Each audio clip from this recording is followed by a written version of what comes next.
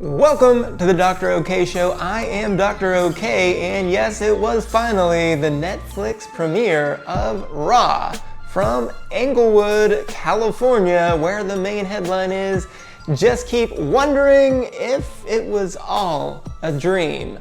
But more to that later, so we'll start with the first match, where we just keep Ula failing to be a good wrestler as Roman Reigns gets the Ula follow back. I'll try to get through this. Get the Ula follow back after he gets dominated by Solo Sikoa and was only saved from certain defeat by Jey Uso and some embarrassing displays by Sami Zayn and Cody Rhodes.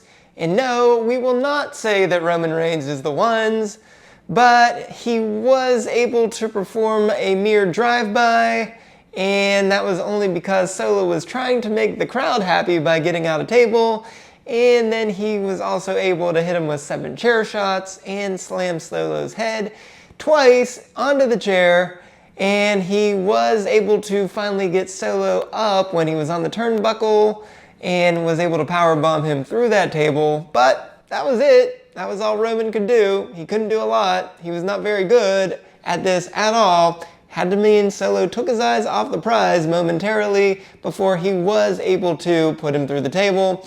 So then Reigns went for the pin, and Tama Tonga did grab the ref's legs out from under him, but I have no doubt that Solo Sikoa would have kicked out of that one as well, as Reigns was not able to hit a single Superman punch or a spear at this point of the match. And I'm not even going to call Solo Sikoa the twos, because as compared to Roman Reigns, this was a walk in the park for Sikoa, as he landed a ton of big moves, including a spinning solo onto the announce table. Then he threw the monitor into Roman's face, as well as throwing the steps at Reigns. He also hit 6 chair shots and a perfectly legal low blow, and then 4 more kendo shots before anyone else even entered the mix. So you can clearly see that Sikoa is the better tribal chief, right? Now obviously after that stupidly lucky powerbomb, Tama Tonga and Jacob Fatu had enough of Reigns, so Fatu hit both a super kick and a mighty moonsault, which led to his first Samoan spike. And then because the ref was too incompetent to make a reasonable count, Solo decided to Samoan spike him as well. Now, while that was perfectly legal within the confines of this match, I guess we still can't allow such a vicious move against the referee, so I'm gonna have to give him a 1-month suspension here, which of course is his first of the new year. But obviously you can see that I am calling this right down the middle. So anyways, as the new bloodline set up for a second Samoan spike, at that point both Jey Uso and Sami Zayn ran out, because apparently Sami just enjoyed all of the punishment that Roman doled out to him over all of these last few years. So he'd rather pick Roman over his best friend Kevin Owens. So yeah, good job, Sami. Really embarrassing. You really know how to pick a favorite wrestler there, SportsZu.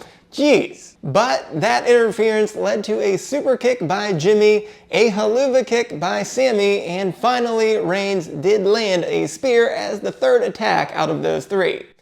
And a second ref finally made his way to the ring, but the amazing Solo Sikoa still managed to kick out after all 3 of those moves. Pretty amazing, Solo. That is the way to be a true tribal chief. But then in an interesting twist, since apparently everyone in WWE was invited to this event, and hence we won't give anyone STFs for showing up, we had Kevin Owens run into the ring, and he stunned Roman Reigns, which was obviously very deserved for everything that Reigns put him through, and he was about to give him the most deserved package pile driver ever when Cody Rhodes, being that messy king himself, decided to continue to help his biggest enemy and stopped KO with a Cody cutter, and then those two fought off into the crowd. But unfortunately, Solo was still woozy after those 3 straight attacks, which I'm sure mostly was from the haluva kick, but, you know, nonetheless, Roman was able to pick the bones there and land 2 straight spears to eventually, and sadly, get the win. And I guess my old axiom goes yet again, because if you give someone a chance who doesn't deserve it, they just might win. And unfortunately today, the person that did not deserve it, aka Roman Reigns, got the win. So, unfortunately for us, we had to see The Rock come back out, and he placed the Ula Fala around Reigns' neck, and those two embraced for now. So this, of course, is the part where I always say the record, and since this is the first match of the year for both of them, here are the 2 facts you need to know. This was Roman Reigns' first win in 345 days, and it is the 12th straight singles match where he needed outside help to even try to get the win.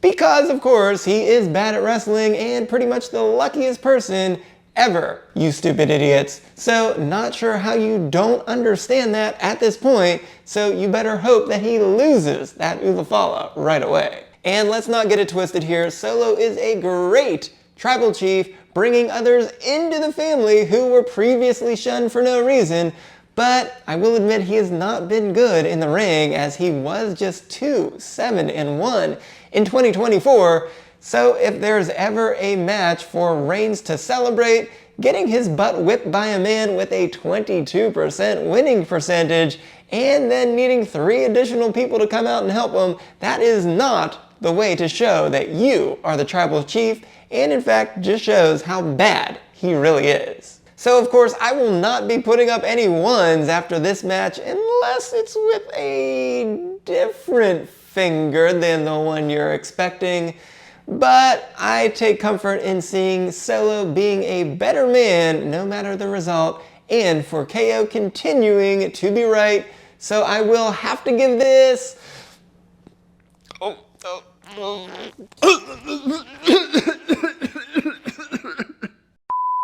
Up next, we just keep canceling the world tour as Rhea Ripley puts an abrupt end to the Liv Morgan World Tour with a pair of riptides to become the new Women's World Champion. So Rhea is the ones, as she showed off her power early with a power bomb on the announce table and an impressive release German suplex. And she survived some shenanigans in the middle and found a way to intercept an Oblivion and follow that up with a Uranagi and 2 Riptides, because mommy deserves to always be on top. So yeah, of course she is 1-0 this year. Now Liv, she is the 2s, and she eventually found her footing after a slow start, landing a backstabber and a tornado DDT, and after surviving her first Riptide, well, Dom got into the act as usual, tossing a chair into the ring, and Raquel came from the other side to try to help her from the apron, but Rhea was able to knock her off. But this gave Liv an opening to land an Oblivion on Rhea right onto a chair, which worked at SummerSlam, but not today. So Liv kept on the attack with 3 Amigos and a Frog Splash, but she just couldn't quite connect on that final Oblivion, so she takes the loss, goes to 0-1, and ends with 5 successful defenses in her 226-day reign as the Women's World Champion. Now for STFs, we will not give Dom or Raquel anything, as they did not land anything specific on their own, so we're gonna leave this one go. But fittingly, after the match, Dom tried to sneak up behind Rhea, but when Rhea noticed him, she turned around and Dom had to quickly change tactics, where he decided to try to open up his arms for a hug instead.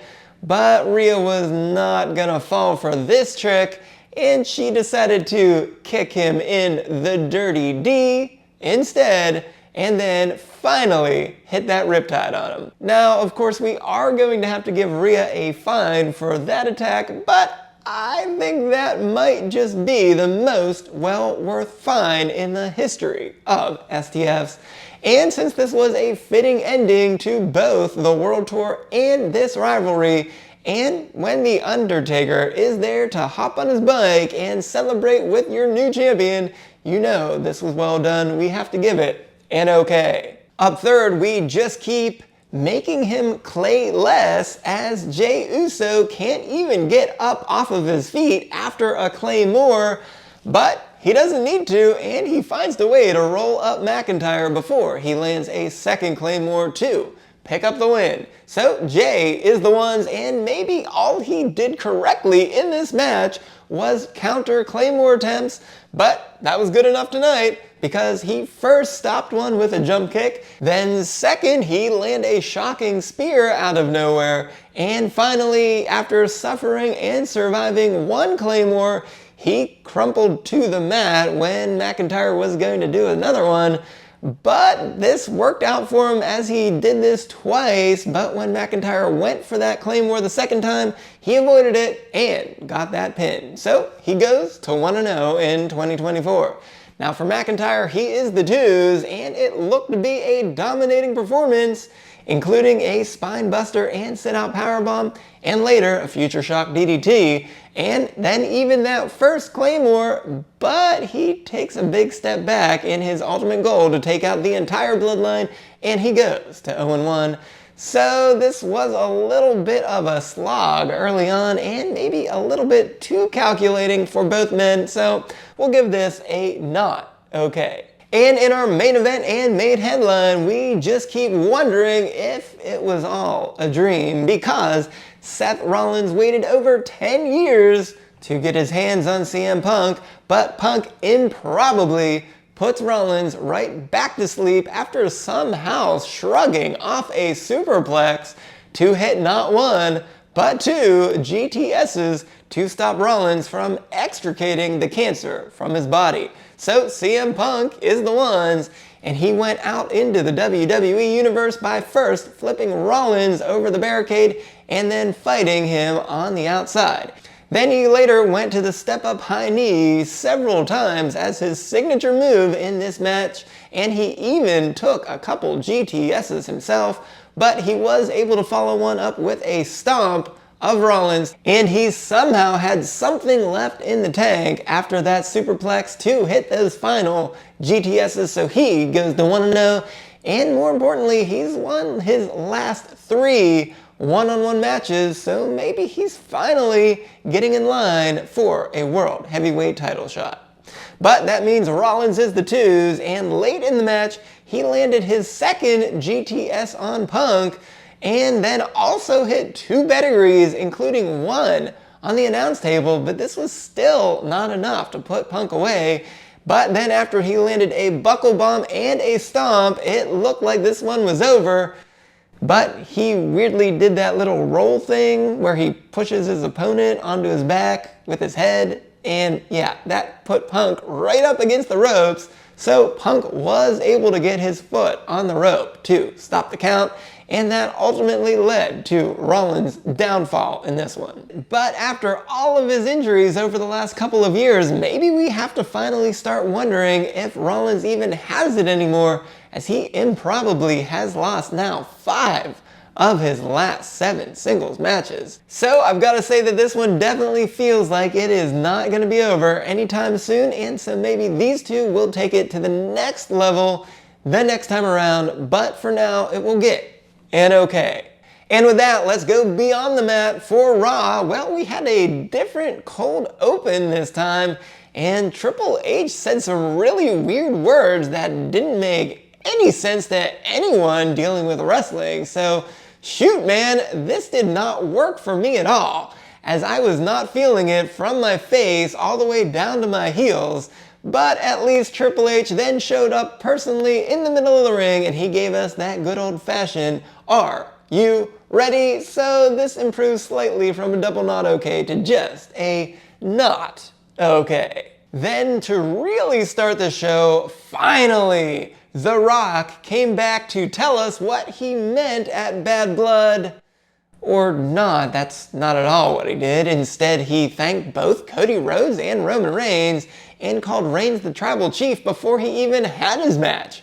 I suppose that makes sense since he tried to help him at WrestleMania, but he also let it be known that he's the High Chief, which surely outranks the Tribal Chief.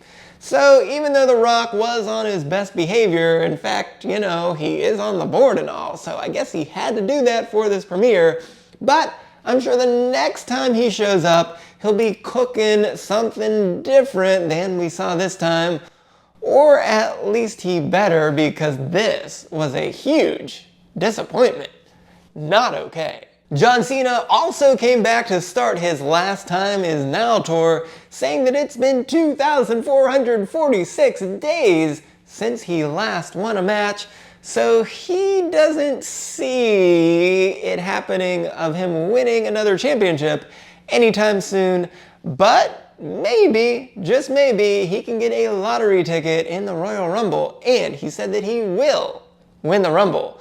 Now, no one does stats like Doktor O'Kay right here, so of course, Dr. O-Thug would be spot on in giving the exact number of days since he last defeated Triple H on April 27, 2018 for his most recent singles win. But I have an idea for you, John. If you're that not confident in your singles ability, I think we can say that you still have it 100% when it comes to tag matches. Because in fact, you've won 11 straight televised tag matches. 6 of them traditional tags, 2 of them 6-man tags, and even 3 mixed tags. So you've still got it when it comes to tag matches. And I know a recent tag champion who idolizes you as his childhood hero and who you even tagged with in your most recent tag match. So I'm sure he is ready and willing to do whatever it takes to win a tag team title with you. That's right, because if you want it, John, it is John Cena and R-Truth as the best tag team of 2025. That's what's up, Doc.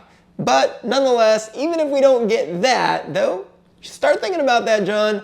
We're going to say that this was a good start and an okay. Now, despite Logan Paul being in the crowd for this one, he instead went with a pre-tape segment, which didn't make a lot of sense, saying that he is dedicating his life to being a WWE superstar, and he's going to give this 100% of his attention.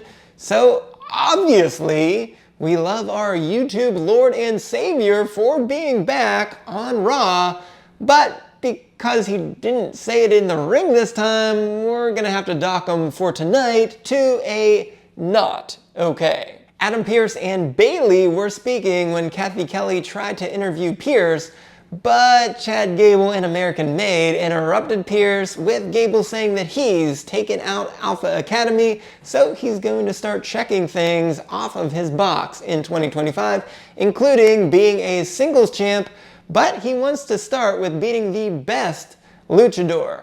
And that's first a weird thing to have on your list, but I mean, Rey Mysterio's been on Monday Night Raw for quite a while now, so he was even in the building tonight, so this seems pretty easy to make happen. So I'm not sure why Pearce said that he had to make a call, but he'll face someone next week. But if it's not Rey Mysterio, that would be truly strange. So I will not be repentant in saying that this was very weird and gets a not okay. Just like Logan Paul, we had a pre-tape segment for Gunther, and he reminded everyone that he's where everyone's hopes and dreams go to die, which is cool and all, but you know, Mr. Champion, this is supposed to be your show, so why did you not bother to show up on it? Couldn't you just be there for this week, even if you weren't having a match? So you are getting a not okay. Kathy Kelly also interviewed Fluffy, but the New Day interrupted that because they rightfully pointed out that interviewing a comedian instead of them when they still haven't had the opportunity to explain themselves does not make sense whatsoever. But Kathy said that she didn't have time for the New Day, only to let then Fluffy say that the New Day sucks. And then he went off with the Alpha Academy. But come on now, we need to let these guys speak. They're two of the biggest legends of tag team wrestling of all time. So of course, yet again, not okay. When in Hollywood, I'm not sure why you'd be wearing red instead of black, Hulk Hogan, because obviously the NWO is a way better choice than trying to be the real American hero and hawking real American beer. So while the Hulkster is the GOAT inside the ring, and certainly way better than a recent champion who had to cheat every single match in order to try and fail to catch Hulkster's record, well, this was just sad, brother, of what you've become. So double not okay. And lastly, I'm fine with the black ring mat and the ads that are on it, just like we went to a blue mat for SmackDown. But those new referee uniforms are absolutely horrific.